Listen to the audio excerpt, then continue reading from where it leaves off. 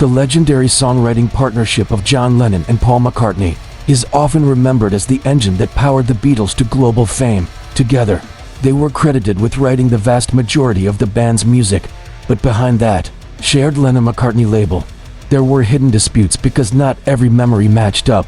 You see, before the Beatles became famous, Lennon and McCartney made a pact. No matter who wrote what, every song they created would carry both of their names. At the time, it seemed like a clever way to simplify things, but as the years went on, it created confusion and sometimes even bitterness over who actually deserved the credit.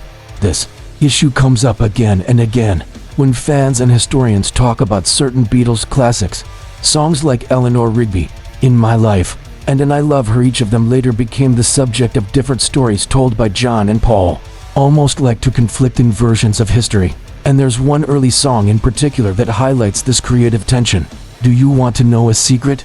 The song first appeared on the Beatles' debut album Please Please Me in 1963, with George Harrison stepping into the spotlight as lead vocalist. On the surface, it may seem like a simple, sweet tune, but behind it lies one of those Lennon-McCartney disputes.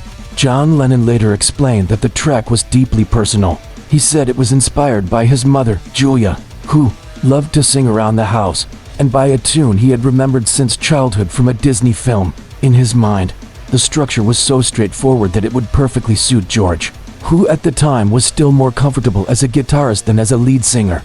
But Paul McCartney's memory was different. He insisted the track was not solely John's creation, but more of a collaboration between the two of them, something they wrote deliberately to give George a chance to shine on the album. The recording session itself was historic. On February 11, 1963, the Beatles famously recorded almost their entire debut album in a single day at Abbey Road Studios.